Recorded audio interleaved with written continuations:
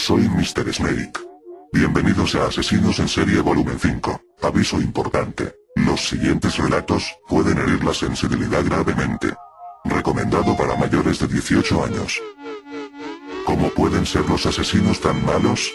Pues bien, lo descubriremos con este primer asesino, Manuel Delgado Villegas, el vagabundo de la muerte. Su primer abogado defensor de oficio, el letrado catalán Juan Antonio Roqueta Cuadras Bordes, dijo que si saliera en libertad no tardarían en aparecer, a las pocas horas, 4 o 5 cadáveres. Para Roqueta era como un volcán. Tan pronto estaba en calma como entraba en erupción y te abría en canal porque le negaras un cigarrillo. Confesó tantos crímenes a la policía que los agentes encargados del caso creyeron que se encontraban ante un fabulador extraordinario, por lo que acotaron sus crímenes probables a una lista más verosímil, de solo 22, de los cuales llegaron a probarle 8. Pero el arroquero dio tantos detalles, y tan precisos, de sus delitos, algunos cometidos fuera de nuestro país, que su abogado siempre creyó que su cliente era, sin lugar a dudas, el más grande asesino de la historia. Nunca fue legalmente juzgado ni, por tanto, culpado por sus crímenes. Al serle detectada una grave enfermedad psiquiátrica, se le declaró falto de responsabilidad penal, y la Audiencia Nacional ordenó en 1978 su internamiento en un centro psiquiátrico. Estuvo mucho tiempo en Carabanchel, Madrid, y en Fontcalent, Alicante. Los últimos años de su vida los pasó ingresado en el psiquiátrico de Santa Coloma de Gramenet, Barcelona, de donde podía salir a pasear libremente. Falleció en 1998, víctima de una afección pulmonar. En los psiquiátricos subsistía con altibajos en su esquizofrenia, que se completaba con un cuadro de delirio megalomaníaco y desorientación tempoespacial, así como con una fuerte tendencia al autismo, lo que le aislaba del mundo que le rodeaba. La enfermedad pulmonar que finalmente le mató fue debido al tabaco, ya que se pasó los largos años de reclusión fumando un cigarrillo tras otro, devorando cajetillas, hasta desarrollar una EPOC, enfermedad pulmonar obstructiva crónica. Es irónico que el mayor asesino de España fuera a su vez asesinado por el tabaco, uno de los mayores asesinos del mundo. El arroquero debe su apodo a que su padre vendía arrope, un dulce de higos. Primero fue el hijo del arroquero y luego se quedó con el mote. Manuel Delgado Villegas nació en Sevilla el 25 de enero de 1943. Su madre, que contaba entonces 24 años, murió al dar a luz, por lo que él y su única hermana, Joaquina, fueron criados por su abuela. Aunque fue a la escuela, no sabía leer ni escribir. A los 18 años ingresó voluntario en la Legión, donde aprendió uno de los golpes mortales, el de la mano abierta en el cuello, con que dio fin a muchas de sus víctimas. Tras desertar, emprendió un largo vagabundeo por España, Italia y Francia, y fue dejando su camino sembrado de cadáveres. Fue detenido el 18 de enero de 1971 en el puerto de Santa María, Cádiz, por la muerte de Antonia Rodríguez Relinque, con la que mantenía relaciones sentimentales. El asesinato de su novia fue la última de sus fechorías. Durante los interrogatorios dejó atónitos a los policías con el relato de sus crímenes. Se atribuyó desde el asesinato de una hippie francesa hasta el célebre crimen de la tinaja. El arroquero presentaba entonces un aspecto muy singular. Corpulento y atlético, caracterizaba su rostro con un inconfundible bigote a lo Cantinflas, en homenaje al que era su personaje más admirado. Salía con Antonia Rodríguez, soltera, de 38 años, mucho mayor que él, al que infligía malos tratos. El día del crimen la llevó en moto a un lugar del campo, solitario, donde mantuvieron relaciones sexuales. Movido por el impulso irrefrenable que le hizo cometer tantos crímenes, rodeó el cuello de Antonia con los leotardos que le había quitado y la estranguló mientras hacían el amor. Los policías se ganaron la confianza del asesino y lograron que les llevara donde había ocultado el cuerpo. Uno de los detalles más espeluznantes que sabrían sobre la marcha fue la necrofilia del criminal, pues abusaba sexualmente de los cadáveres. El primero de sus asesinatos comprobados lo cometió en Cataluña el 21 de enero de 1964, en la playa de Llorac, Garraf, Barcelona.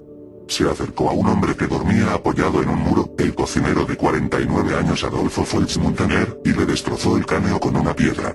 Luego le robó el dinero, la cartera y el reloj. Su segundo crimen comprobado se descubrió el 20 de junio de 1967, cuando se encontró el cadáver de una estudiante francesa de 21 años, Margaret Helen Boudy, en Camplanas, una masía de Ibiza. Su cuerpo estaba totalmente desnudo y tenía un fuerte golpe en un ojo, así como contusiones y arañazos en el cuello. En la espalda había recibido una puñalada. El arropiero dijo a los policías que se había ganado su confianza, que le robó una cadena con una medalla que llevaba al cuello y que abusó de ella una vez muerta. El tercer asesinato admitido y probado fue el de Venancio Hernández Carrasco, vecino de Chinchón, al que hallaron muerto en las aguas del Tajuña el 20 de julio de 1968. Había salido al trabajo en un viñedo de su propiedad, a orillas del río, cuando se encontró con Delgado Villegas, que le pidió algo de comer. Venancio le respondió que si quería comer, trabajara, que era joven. Esto ofendió a Delgado Villegas, que atacó a su víctima con el golpe legionario y la arrojó al río. Hasta la confesión de Villegas todo el mundo creyó que había muerto ahogado por accidente. El cuarto asesinato fue descubierto en Barcelona, a primeras horas del 5 de abril de 1969, por las limpiadoras de un almacén de muebles de la Avenida del Generalísimo. Estas hallaron al propietario, Ramón Estrada Aldrich, inconsciente pero aún con vida. Murió en el hospital clínico. El arropiero le había conocido en un bar y se habían hecho amigos. Con cierta frecuencia iban al almacén. La noche del crimen Delgado Villegas le pidió 1000 pesetas y Estrada se negó a dárselas. Aquel golpeó a este en el cuello, como solía hacer con sus víctimas, y le remató estrangulándolo. Luego le robó las sortijas, el reloj y la cartera. La quinta víctima comprobada fue una anciana de 68 años, Anastasia Borrella Moreno, una mujer menuda y vivaracha que trabajaba en la cocina del bar Irurú de Mataró. El 23 de noviembre de 1969 salió camino de su casa y nunca llegó a ella. 4 días más tarde unos niños que jugaban en el túnel de la Riera Sirena, a unos 300 metros del domicilio de Anastasia, encontraron el cadáver. Estaba cubierto con un plástico, boca arriba, con las ropas subidas. La habían matado a golpes con un ladrillo. Villegas explicó que aquel día tenía ganas de una mujer. Al encontrarse con la anciana le preguntó si quería tener relaciones sexuales con él. Anastasia reaccionó indignada y le amenazó con avisar a la policía. Por eso la mató y la tiró al torrente seco. Como se veía desde arriba, bajó para esconderla en el túnel. Se sintió excitado y abusó de su víctima. Este acto de necrofilia lo repitió todas las noches siguientes, hasta que el cuerpo fue encontrado. El sexto crimen reconocido tuvo lugar el 3 de diciembre de 1970, y la víctima era un amigo del arropiero. Se llamaba Francisco Marín Ramírez, tenía 24 años, era de Córdoba y vivía en la misma calle que Antonia Rodríguez, la novia oligofrénica del criminal. Según Delgado Villegas, iba con Francisco en una moto cuando, en medio de la carretera, el muchacho le hizo algunas caricias, cosa que le sacó de quicio. Paró la moto y le asestó su célebre golpe en el cuello. El muchacho se quedó sin respiración y le pidió que lo llevara a recuperarse junto al río. Allí, según Villegas, volvió a insinuársele, y por eso lo tiró al agua. A partir de aquí, el arropiero se culpó de tal cantidad de crímenes que desbancó a muchos considerados en el mundo como los primeros en cuanto a número de víctimas. En San Feliu de Guíxols dijo haber estrangulado a una extranjera. En Alicante dio muerte a una mujer a navajazos. En Barcelona, a un homosexual, al que estranguló con un cable. En Valencia, a una mujer, a la que metió en una cuba. Manuel Delgado Villegas no tuvo abogado defensor hasta 6 años y medio después de ser detenido. Entre sus récords está el de la detención preventiva más larga sin protección legal. Fue el primer criminal al que se llevó en avión por España para comprobar la veracidad de sus estremecedores relatos. En las pruebas médicas se le detectó el cromosoma X, Y, conocido universalmente como el de la criminalidad, por su doble I, distintivo de virilidad. A quienes lo poseen se les ha llamado también superhombres, lo que no deja de ser un sarcasmo, dado que es frecuente observarles alteraciones sexuales de inmadurez y homosexualidad. El arropiero, en sus últimos años, fue un hombre muy singular, con enormes barbas y pelo largo, como si fuera el Robinson de los psiquiátricos. El avance de su enfermedad hizo imposible, en los últimos tiempos, mantener una conversación coherente con él. Ed Kemper. El gigante asesino. Edmund Emil Kemper nació el 18 de diciembre de 1948 en California. Como la mayoría de los asesinos recurrentes, se crió en el seno de una familia conflictiva cuyos padres reñían constantemente y que con el tiempo terminarían divorciándose. Criado por una madre terrible, que no vacilaba en encerrarlo en el sótano de su casa, Edmund Kemper se vuelve muy tímido y se aísla más y más. Sueña con vengarse e imaginando juegos mórbidos en los cuales tienen un papel esencial la muerte y la mutilación. Nadie toma en serio sus fantasías morbosas, ni siquiera cuando a los 8 años juega a la silla eléctrica o a la cámara de gas con su hermana, desempeñando el papel de víctima mientras su hermana hacía de verdugo y lo ejecutaba. Su primera víctima es el gato de la familia. Le entierra vivo y le corta la cabeza, la cual lleva orgulloso a casa, donde la exhibe en su cuarto como un trofeo. Es incapaz de expresar cualquier sentimiento de afecto y sus compañeros evitan su presencia, pues les asusta la manera en la que Kemper les mira fijamente, sin pronunciar palabra. A los 13 años mata a su segunda víctima de sus experimentos, otro gato. Mata al animal a machetazos y su madre descubre los restos del animal ocultos en el armario. Le había cortado el cráneo para exponer el cerebro y luego lo apuñaló innumerables veces. En 1963, su madre lo manda a vivir a la granja de sus abuelos paternos, que viven en un rancho de California. Es allí a los 16 años de edad, cuando dispara contra su abuela con un rifle del calibre 22 y luego la apuñala una y otra vez para desahogar su ira, porque según él, era más estricta y le imponía más castigos que su propia madre. Después le pegó un tiro a su abuelo y dejó el cadáver tendido en el jardín. Tras estos crímenes, llama a su madre desconcertado para informarla. Cuando los policías le interrogan sobre los motivos, responde: "Solo quería saber lo que se sentía matando a mi abuela". Las autoridades lo internaron en un hospital de alta seguridad en Atascadero. En 1969, pese a la oposición de los psiquiatras, lo soltaron cuando tenía 21 años, para ponerlo de nuevo al cuidado de su madre. Para aquel entonces ya medía 2,05 metros de estatura y pesaba unos 135 kilos. El gigante asesino no elegía a sus víctimas al azar, las somete a un cuestionario escrupuloso, preparando con anterioridad una lista de características físicas y morales de sus futuras víctimas. Es absolutamente necesario que corresponda a la imagen que tiene de las estudiantes que su madre le había prohibido frecuentar. En mayo de 1972, recogió en su coche a dos autoestopistas de 18 años, las llevó a un sitio apartado y allí las mató a puñaladas. Luego, trasladó los cuerpos a casa de su madre, les sacó fotografías con una Polaroid, las descuartizó y les cortó la cabeza. Al día siguiente entierra los cadáveres en las montañas cerca de las inmediaciones y arroja las cabezas a un barranco. En septiembre de 1972, 4 meses después mata a otra joven de 15 años de una manera similar, recogiéndola cuando hacía autostop, estrangulándola, violando el cadáver y llevándoselo a casa. Mientras se entregaba a esta orgía criminal, acudió a una de las evaluaciones psiquiátricas a las que debía someterse con regularidad, y fingió tal lucidez que según los peritos que lo examinaron, ya no representaba una amenaza para sí mismo ni para los demás. Ese día llevaba en el maletero de su coche la cabeza decapitada de su víctima más reciente. Ed espera otros 4 meses antes de volver a matar.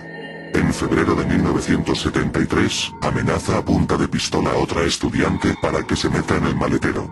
Antes de llegar a su casa la ha matado, coloca el cadáver encima de su cama y lo viola.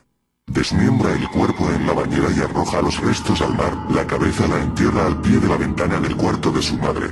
En febrero de 1973, otras 2 chicas caen bajo los golpes del gigantón de Santa Cruz.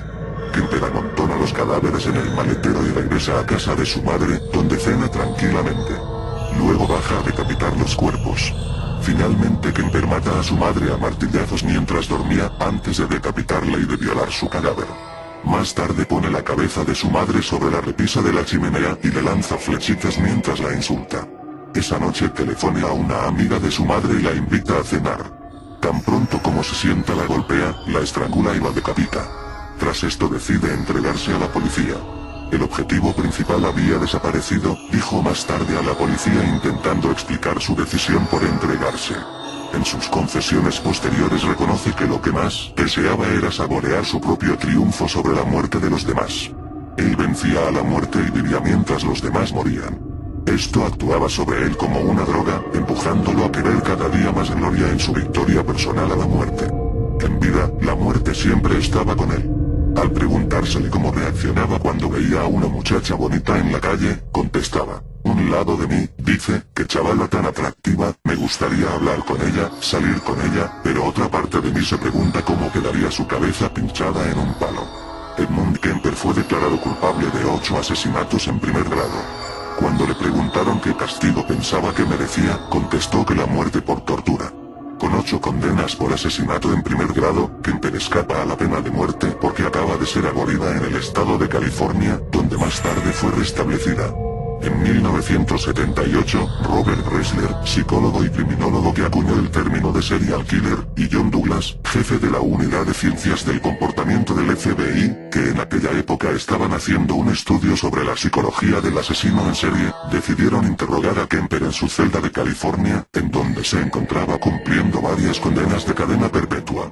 El reo aceptó entusiasmado la entrevista, y tras entregar sus armas y firmar un documento que exime toda responsabilidad a las autoridades carcelarias de lo que pueda pasar en el interior, los dos hombres se encontraron cara a cara con aquel curioso asesino de talla descomunal y tupido bigote. Su inteligencia era como su talla, sobresaliente. Según los registros de la prisión, su cociente intelectual era de 145. Allí les comentó que su madre siempre le había odiado, pues desde niño él se parecía a su padre. Cuando cumplió 10 años ya era un gigante para su edad, y como su madre temía que pudiera abusar sexualmente de su hermana, lo hacía dormir en un sótano que no tenía ventanas. Recluido como un preso y obligado a sentirse culpable y peligroso cuando no había hecho nada malo, se fue obsesionando con la idea de matar. Cuando sus padres se separaron, mató y descuartizó a los 2 gatos de la familia. Según los 2 investigadores, la crueldad infantil hacia los animales es el rasgo principal de los 3 que caracterizan la personalidad del asesino múltiple. Las otras 2 son la piromanía y la enuresis o incontinencia urinaria durante el sueño. Kemper trató una vez de entrar a formar parte de la policía de carreteras de California, pero lo rechazaron. También esta característica es común en muchos de estos criminales. Si se tiene en cuenta que la mayoría de ellos son individuos fracasados y resentidos, no es de extrañar que en algún momento se ilusionen con la idea de convertirse en policías, que son los representantes de la autoridad e inspiran respeto. Kemper les contó que posteriormente frecuentaría los sitios de reunión de los agentes y entablaba conversación con ellos, lo cual no solo le hacía sentirse integrante del grupo, sino que le proporcionaba información reservada sobre el avance de las investigaciones de sus crímenes. Una inquietante anécdota que los investigadores relataban es que al final de la tercera entrevista, Robert Ressler aprieta el timbre para llamar a la guardia, llama 3 veces en un cuarto de hora. Sin respuesta, Kemper advierte a su entrevistador de que no sirve de nada ponerse nervioso, pues es la hora del relevo y de la comida de los condenados a muerte, y agrega que nadie contestará a la llamada antes de otro cuarto de hora por lo menos. Y si de repente me vuelvo majareta, vaya problema que tendrías, ¿verdad? Podría desenroscarte la cabeza y ponerla encima de la mesa para darle la bienvenida al guardia. Nada, tranquilo, Ressler le contesta que esto no volvería más fácil su estancia en la cárcel. Kemper le responde que tratar así a un agente del FBI provocaría, al contrario, un enorme respeto entre los demás prisioneros. No te imagines que he venido aquí sin medios de defensa, le dice Ressler. Sabes tan bien como yo que está prohibido a los visitantes llevar armas, responde Kemper, mozándose. Conocedor de las técnicas de negociación, Ressler intenta ganar tiempo. Finalmente, el guardia aparece y abre la puerta. Ressler suspira con alivio. Al salir de la sala de entrevistas, Kemper le dirige un guiño y poniéndole el brazo sobre el hombro, le dice sonriendo: ya sabes que solo bromeaba, ¿no? Acojonante. Albert DeSalvo, el estrangulador de Boston. Entre el 14 de junio de 1962 y el 4 de enero de 1964, se cometieron 13 asesinatos por estrangulamiento en la ciudad de Boston. Las víctimas, todas mujeres, casi siempre mostraban haber sido violadas reiteradamente. 6 de entre ellas tenían entre 55 y 75 años. Las otras 5 tenían entre 19 y 23. Además, existen otras 2 víctimas de 85 y 69 años de edad, pero no se ha podido demostrar que haya sido el mismo asesino. La primera de una larga serie de víctimas sería Anna Slizers, de 55 años. Fue hallada por su hijo, estrangulada con el cordón de su bata. Su vagina mostraba evidencias de un ataque sexual con un objeto desconocido. Su apartamento mostraba indicios de haber sido saqueado, o más bien como si el agresor se hubiese esforzado en hacer que la escena pareciese de un robo. A las 2 semanas fue asesinada Nina Nichols, de 68 años. La mujer había sido estrangulada con sus medias y tenía síntomas de haber sido asaltada sexualmente. El lugar del crimen presentaba presentaba un aspecto similar al de la primera víctima. Cada cajón estaba revuelto y todas las cosas esparcidas por el suelo a modo de robo, pero la policía encontró varios dólares y algunos objetos de valor en el suelo que el ladrón no se había molestado en llevar.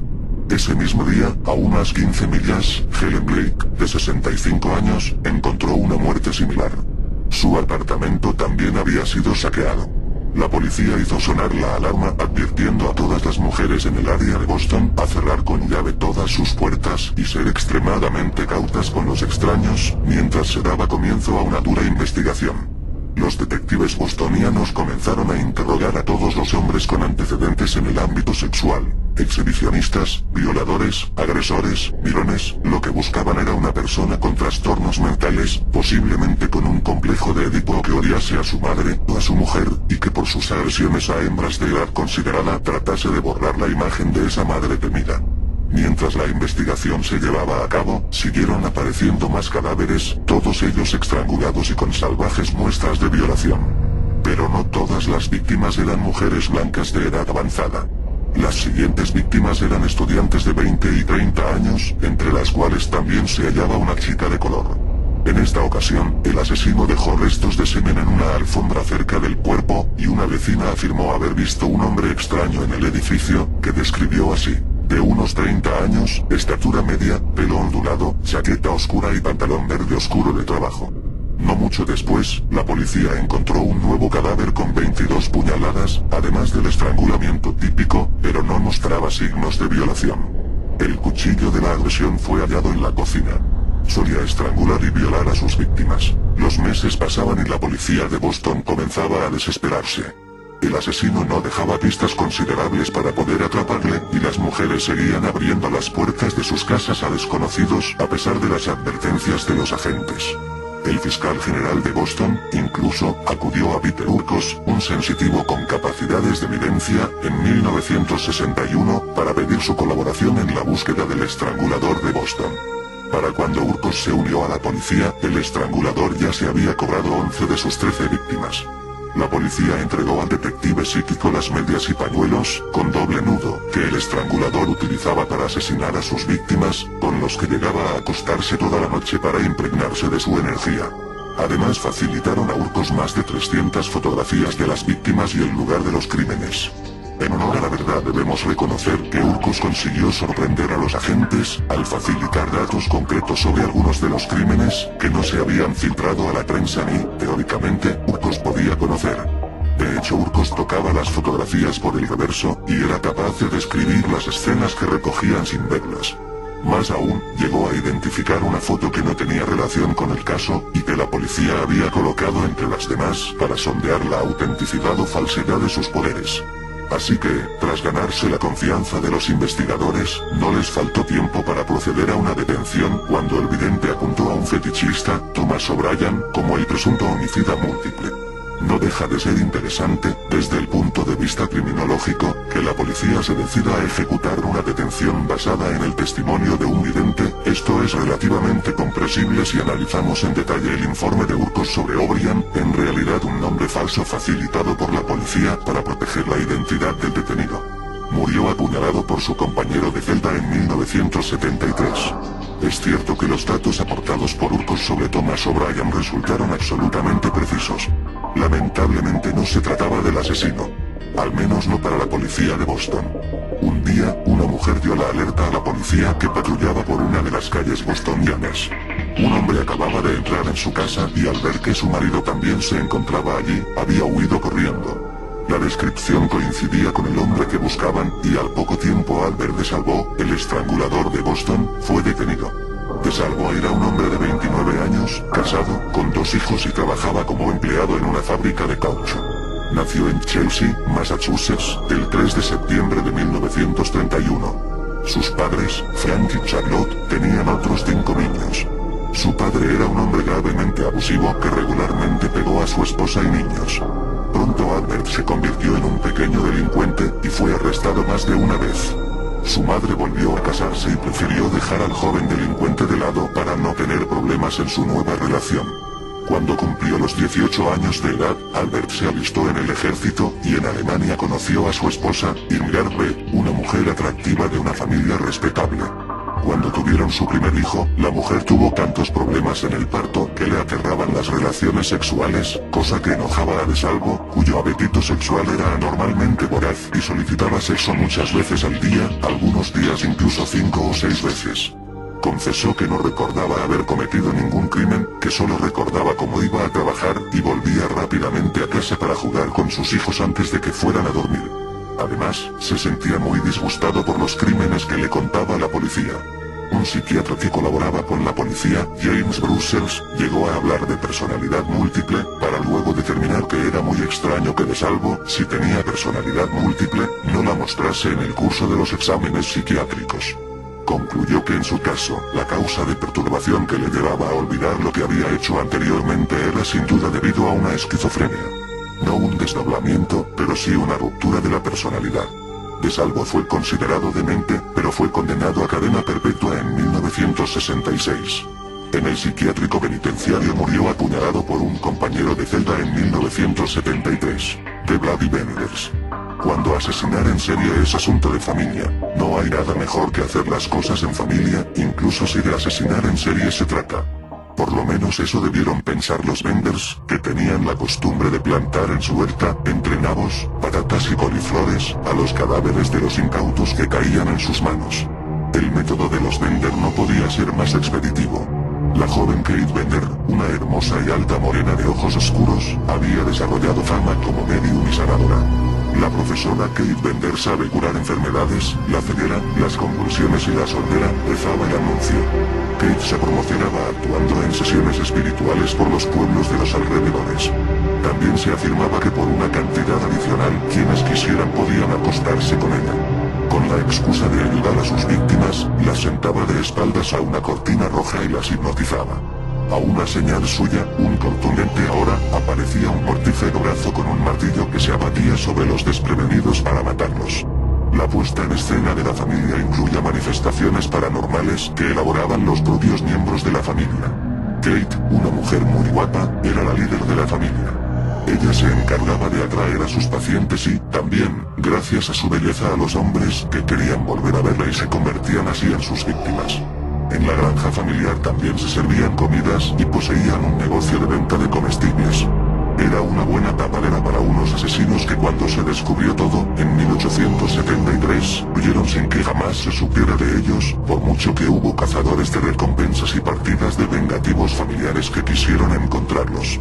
El procedimiento para matar a los incautos y hacerlos desaparecer, escogidos con cuidado para que fueran hombres de posibles a quien mereciera la pena robar, era tan contundente como sencillo. Una vez muertos por el terrible martillazo que pegaba Papa Bendero, el hermano de Kate, los echaban al sótano por una trampilla en espera del momento ideal para enterrarlos. Los descubrió el coronel Alexander York, que acudió a la granja en busca de su hermano, el Dr. William York, alertado por la mujer de este. Los Bender dijeron que William había pasado por allí un momento y luego se había ido. El coronel sospechó de ellos porque encontró debajo de una cama una cadena de oro con un medallón que tenía dentro imágenes de la mujer de su hermano y de su hija. Salió de la granja y volvió al día siguiente con refuerzos. Ya no encontró a los Bender. En los terrenos de la familia se encontraron 24 cadáveres, aunque por las desapariciones contabilizadas en la zona entre los años 1871 y 1873, se sospecha que las víctimas fueron muchas más. 3 de los martillos que usó la letal familia pueden verse actualmente en el Museo de Cherryvale, Kansas. Hubo un exitoso museo de los Bender que, tras una agria polémica, fue cerrado en 1978 para preservar el buen nombre de la ciudad. Después del cierre, se celebró durante varios años un no menos célebre encuentro, los Bender Days.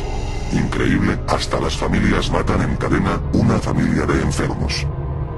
Bueno, con un volumen más, habréis comprobado que hay muchas personas dementes que, debido a una distorsión de las cosas, se creen que las personas somos enemigos. ¿Cómo se puede ver eso? Porque estas psicopatías típicas de personas que ven en todas las personas a su familia amenazante, o quizás, a una persona que les ha hecho daño. Inexplicable. Bueno, hasta aquí Asesinos en Serie Volumen 6, espero que os haya gustado, hasta mi próximo vídeo. detalles, y tan precisos, de sus delitos, algunos cometidos fuera de nuestro país, que su abogado siempre creyó que su cliente era, sin lugar a dudas, el más grande asesino de la historia. Nunca fue legalmente juzgado ni, por tanto, culpado por sus crímenes. Al serle detectada una grave enfermedad psiquiátrica, se le declaró falto de responsabilidad penal, y la Audiencia Nacional ordenó en 1978 su internamiento en un centro psiquiátrico. Estuvo mucho tiempo en Carabanchel, Madrid, y en Fontcalent, Alicante. Los últimos años de su vida los pasó ingresado en el psiquiátrico de Santa Coloma de Gramenet, Barcelona, de donde podía salir a pasear libremente. Falleció en 1990 y luego se quedó con el mote. Manuel Delgado Villegas nació en Sevilla el 25 de enero de 1943. Su madre, que contaba entonces 24 años, murió al dar a luz, por lo que él y su única hermana, Joaquina, fueron criados por su abuela. Aunque fue a la escuela, no sabía leer ni escribir. A los 18 años ingresó voluntario en la Legión, donde aprendió uno de los golpes mortales, el de la mano abierta en el cuello, con que dio fin a muchas de sus víctimas. Tras desertar, emprendió un largo vagabundeo por España, Italia y Francia, y fue dejando su camino sembrado de cadáveres. Fue detenido el 18 de enero de 1971 en el puerto de Santa María y 8, víctima de una afección pulmonar. En los psiquiátricos subsistía con altibajos en su esquizofrenia, que se completaba con un cuadro de delirio megalomaníaco y desorientación tempoespacial, así como con una fuerte tendencia al autismo, lo que le aislaba del mundo que le rodeaba.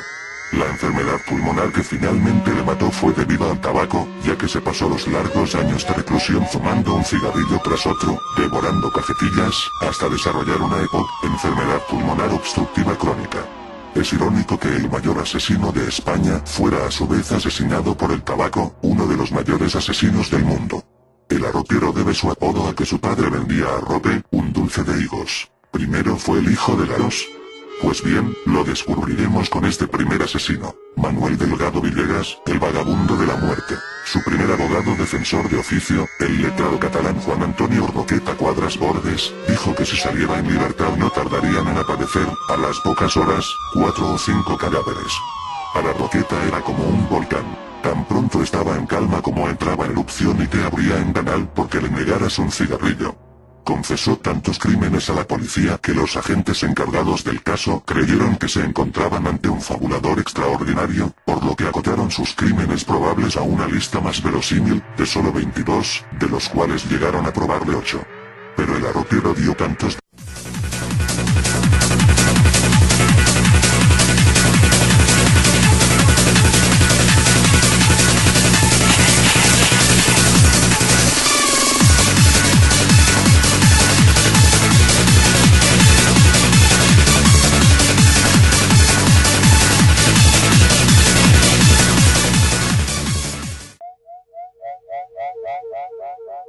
Hola, soy Mr. Snake. Bienvenidos a Asesinos en Serie Volumen 5. Aviso importante. Los siguientes relatos pueden herir la sensibilidad gravemente. Recomendado para mayores de 18 años. ¿Cómo pueden ser los asesinos tan malos?